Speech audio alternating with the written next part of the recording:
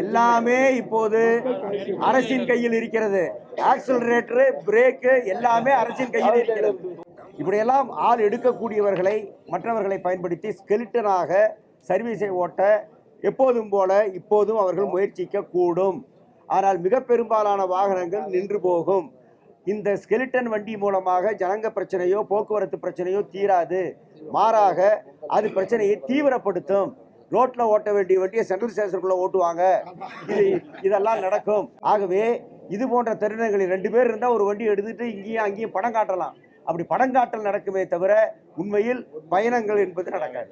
எங்களுக்கு உயர்வாக கொடுங்கள் என்ற தேதியிலிருந்து நாங்கள் கேட்கவில்லை. எங்களுக்கு கொடுக்க வேண்டிய பாக்கி, எங்களிடம் பட்டிருக்கிற கடன், 8 ஆண்டுகளாக வழங்காமல் இருக்கிற கடன், ஒவ்வொரு தொழிலாளிக்கும் ஒவ்வொரு மாதமும் சராசரியாக ஓய்வு பெற்றவர்களுக்கு 96,000 பேருக்கு 6,000 ரூபாய் வழங்கப்படாமல் இருக்கிறது என்றால் மாதந்தோறும் நீங்கள் கணக்கு பார்த்துக் கொள்ளுங்கள். இது எங்களுக்கு உரியது. எங்களுக்கு புதியதும் அல்ல, உயர்வானதும் அல்ல, உரியது. இந்த உரியதை மறுத்து கொண்டிருப்பது தான் இருக்கிற பிரச்சனை என்று எவ்வளவோ சொல்லி பார்த்தோம். அதற்கு பிறகும் பேசலாம், பேசி பொங்கலுக்கு பிறகு என்று சொல்லுகிறார்கள். போக்குவரத்து தொழிலாளியை எல்லோரை போல சமமாக எங்களை நடத்துங்கள், எங்களை ஒதுக்காதீர்கள், எங்களை பாகுபடுத்தாதீர்கள், எங்களை 2ஆம் தர குடிமக்களாக நடத்தாதீர்கள், எங்களிடமிருந்து நீங்கள் குடித்து வைத்திருக்கிற பணத்தை கொடுங்கள். இவ்வளவுதான் நாங்கள் கேட்குறோம். இதை ஏற்றுக்க முடியலன்னா வேலை நிறுத்தத்தை ரத்து பண்ணுன்னு கேட்கறதுல அவங்களுக்கு என்ன உரிமை இருக்கிறது? இந்த பொங்கல் நடக்கட்டும், நடக்காமல் போகட்டும் என்று உதாசீனமாக அனாவசியமாக அந்த தொழிலாளிக்கு கொடுக்க வேண்டியதை கூட கொடுக்க மறுப்பதன் மூலமாக அதற்கு எதிராக நிற்பது அரசு தானே தவிர நாங்கள் அல்ல. நாங்களும் வேலை நிறுத்தத்தை திரும்ப பெற முடியாது என்று மிகுந்த வருத்தத்தோடு தெரிவித்துக் கொள்கிறோம். பொதுமக்கள் எங்களிடமிருந்து பிடித்த பணம் 2,000 கோடி அவர்கள் கையில் இருக்கிறது. எங்களுக்கு தராமல் இருக்கிற பணம் 2,000 கோடி இருக்கிறது. எங்களோட பிடித்து செலுத்த வேண்டிய இடத்தில் செலுத்தாமல் இருக்கிற பணம் 13,000 கோடி இருக்கிறது. அமைச்சர் அவர்கள் இந்த மாலை 6 மணி 7 மணி 8 மணி ஆனாலும் சரி அழைத்து பேச தயாரா இருந்தால் நாங்கள் தயாரா இருக்கிறோம். எங்களுக்கு இந்த வேலை நிறுத்தம் நடத்துவது என்பதை தவிர்க்க முடியாத ஒரு சூழ்நிலைக்கு அரசு தள்ளி கொண்டிருக்கிறது என்பதுதான் இப்போதைய நிலை. பேருந்துகள் அனைத்தும் முழுமையாக நிறுத்தப்படும், அதுல மாற்று கருத்து இருக்காது. ஏன்னா தொழிலாளர்கள் கரண்ட்ல இருக்கிற தொழிலாளிக்கு தர வேண்டிய நிலுவைத் தொகைக்காக அவர்கள் போராடுறாங்க. இன்றைக்கு ஓய்வு பெற்ற தொழிலாளி நிலைமை ரொம்ப மோசமா இருக்கு. இதையெல்லாம் கருத்தில் கொண்டு பார்க்கும்போது 100% பேருந்துகள் இயக்கப்படாது என்பது நிச்சயம். போக்குவரத்து ஊழியர்கள் அவர்களுடைய 6 அம்ச கோரிக்கையை வலியுறுத்தி வேலை நிறுத்த நோட்டீஸ் கொடுத்ததை ஒட்டி நடந்த பேச்சுவார்த்தையில் அரசாங்கம் அந்த கோரிக்கைகளில் எதையும் இப்போது ஏற்க இயலாது, பொங்கலுக்கு பிறகு பேசிக்கொள்ளலாம் என்று அவர்கள் பதில் சொன்னார்கள். இந்த பதில் முழுக்க முழுக்க நியாயமற்ற பதில், திருப்தியற்ற பதில், ஒரு அரசிடமிருந்து யாரும் எதிர்பார்க்க முடியாத ஒரு பதில். வரவுக்கும் செலவுக்கும் வித்தியாச தொகை, காலி பணியிடங்களை நிரப்புவது, பழைய ஓய்வூதிய திட்டத்தை அமுல்படுத்துவது, 15வது ஊதிய ஒப்பந்தத்தை உடனடியாக பேச தொடங்குவது, வாரிசுக்கு வேலை, ஓய்வூதியர்களுடைய நிலுவை பஞ்சப்படி, இந்த கோரிக்கைகளின் மீது எதன் மீதும் இப்போது முடிவு சொல்ல முடியாது என்று அவர்கள் சொன்னார்கள். அதை நாங்கள் ஏற்க முடியாது என்று மறுத்துவிட்டோம்.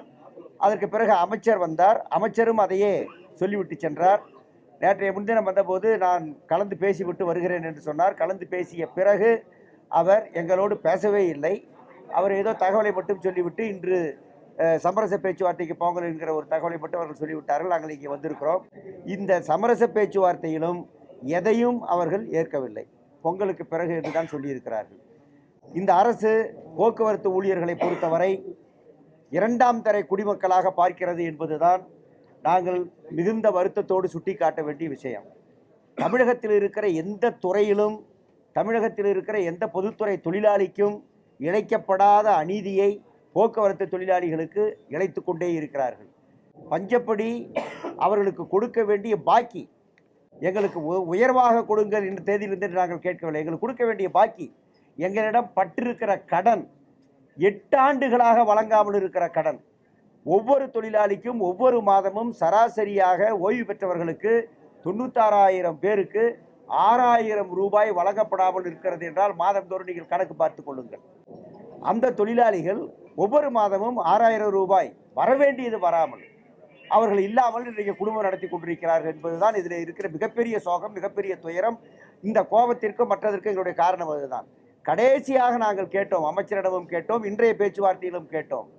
எங்களுடைய ஊதிய உயர்வு இப்போது இருப்பதை விட கூடுதலாக தர வேண்டிய கோரிக்கை, அதை பிறகு பேசிக்கொள்ளலாம்.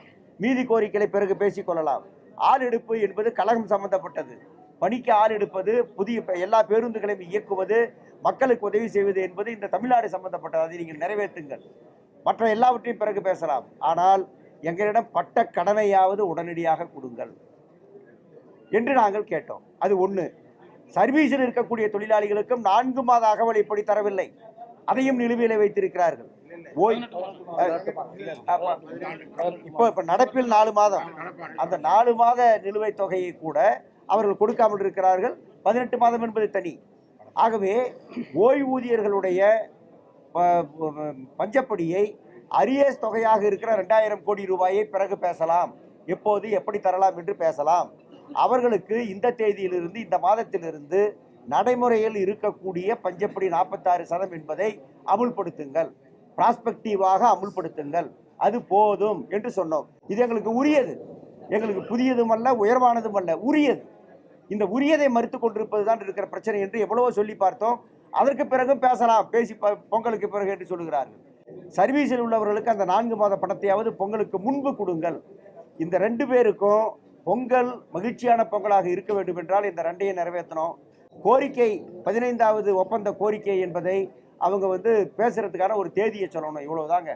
போக்குவரத்து தொழிலாளியை எல்லோரை போல சமமாக எங்களை நடத்துங்கள், எங்களை ஒதுக்காதீர்கள், எங்களை பாகுபடுத்தாதீர்கள், எங்களை 2ஆம் தர குடிமக்களாக நடத்தாதீர்கள், எங்களிடமிருந்து நீங்கள் குடித்து வைத்திருக்கிற பணத்தை கொடுங்கள். இவ்வளவுதான் நாங்கள் கேட்குறோம். இதை ஏற்றுக்க முடியலன்னா வேலை நிறுத்தத்தை ரத்து பண்ணுன்னு கேட்கறதுல அவங்களுக்கு என்ன உரிமை இருக்கிறது? வேலை நிறுத்தத்தை நீங்கள் கைவிட வேண்டும் என்று சொல்வதற்கு என்ன உரிமை இருக்கிறது இந்த அரசாங்கத்திற்கு? ஆகவே நாங்கள் பொங்கல் என்று பொங்கல் என்பது நடக்க வேண்டும் என்பதில் எங்களுக்கு எல்லோரையும் போல எங்களுக்கும் அக்கறை இருக்கிறது.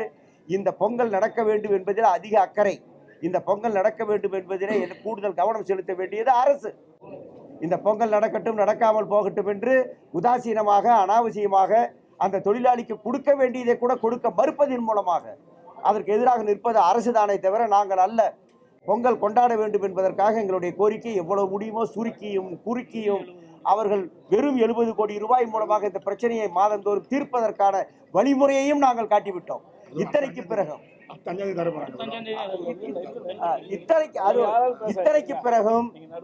பிறகும் நாங்கள் எதுவும் செய்ய முடியாது என்று அரசு எடுத்தால் அவர்கள் மிகப்பெரிய தவறை அரசு இழைக்கிறது என்றுதான் பொருள்.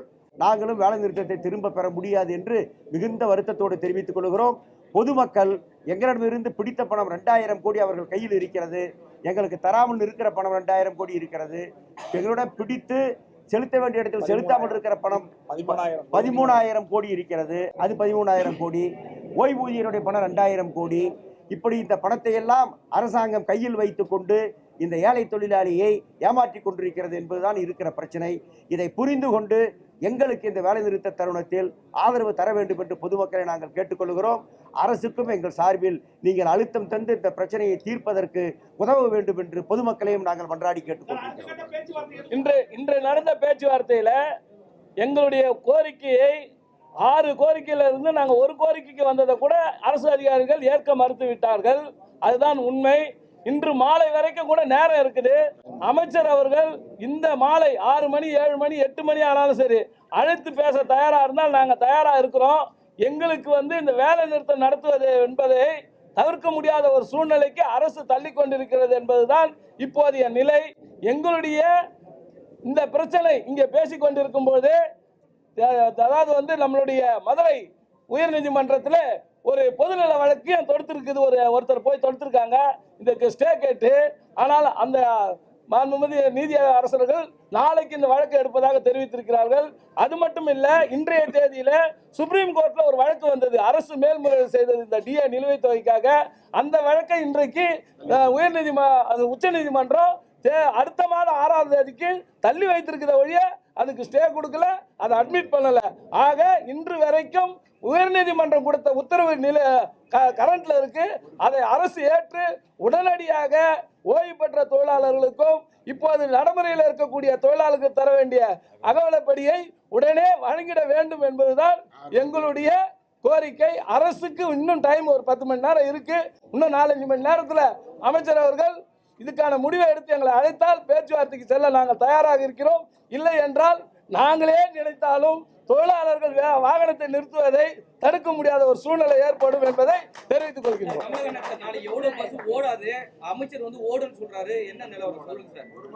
ஒரு வண்டி ஓடாதுன்னு எங்களுடைய நிலைமை. பேருந்துகள் அனைத்தும் முழுமையாக நிறுத்தப்படும், அதுல மாற்று கருத்து இருக்காது. ஏன்னா தொழிலாளர்கள் கரண்ட்ல இருக்கிற தொழிலாளிக்கு தர வேண்டிய நிலுவைத் தொகைக்காக அவர்கள் போராடுறாங்க. இன்றைக்கு ஓய்வு பெற்ற தொழிலாளி நிலைமை ரொம்ப மோசமா இருக்கு. இதையெல்லாம் கருத்தில் கொண்டு பார்க்கும்போது 100% பேருந்துகள் இயக்கப்படாது என்பது நிச்சயம். அரசு ஏதோ நினைச்சுக்கிட்டு இருக்காங்க நம்ம நடத்தணும்னு சொல்லி, அது அவங்களுடைய தரப்புல இருக்கக்கூடிய முடிவா இருக்கும். ஆனால் ஒட்டுமொத்த தொழிலாளர்களும் வாகன இயக்கத்துக்கு தயாரா இல்லை என்பதை தெரிவித்துக் கொள்கிறேன். அவங்களும் இங்க இன்னைக்கு ஒவ்வொரு தொழிலாளியும் பாதிக்கப்படாத கட்சி இங்க பாருங்க, நாங்க எல்லாம் ஒன்னா சேர்ந்து நிக்கிறது ஒட்டுமொத்த தொழிலாளர் நலனுக்காக. இன்னைக்கு எல்லா சங்கமும் ஒன்னா சேர்ந்து இருக்கிறோம். ஆக அவர்களுக்கு இந்த இதுல பங்களிப்பு இருக்குது என்பதனால அவர்களும் இந்த வேலை நிறுத்தத்துல கண்டிப்பா கலந்துக்குவாங்கன்றதுதான் எங்களுடைய எதிர்பார்ப்பு.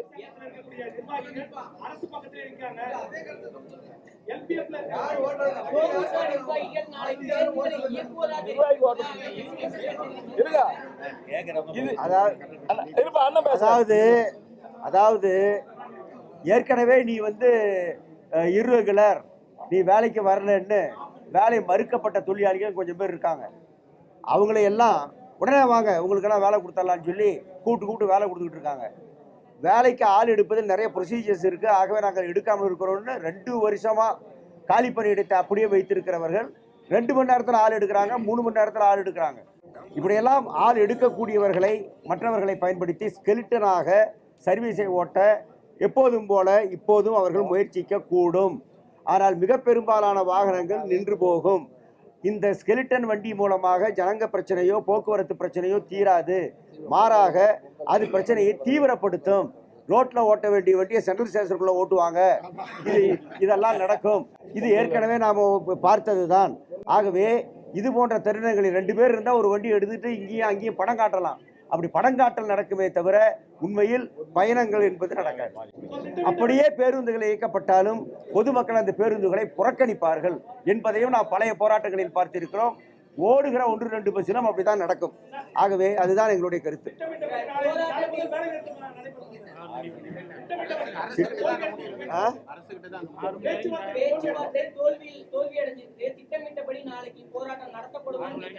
போராட்டம் திட்டமிட்டபடி போராட்டம் நடக்கும். போராட்டம் நடக்காமல் இருப்பது அரசின் கையில் இருக்கிறது. பேச்சுவார்த்தை தோல்வி இல்ல, ஒத்தி வைக்கப்பட்டு 6 மணிக்குள்ள முடிவு சொல்றதா சொல்றாங்க. அடுத்த தேதி கூட நாங்க பிக்ஸ் பண்ண கூடாதுன்னு சொல்லிட்டோம். அமைச்சர் இன்று மாலை அழைத்து பேசினால் கூட இதுக்கு ஒரு முடிவு எடுக்கப்படும். எல்லாமே இப்போது அரசின் கையில் இருக்கிறது. ஆக்சிலரேட்டர், பிரேக் எல்லாமே அரசின் கையில் இருக்கிறது. ஓட்டுவதும் ஓட்டாதிருப்பதும்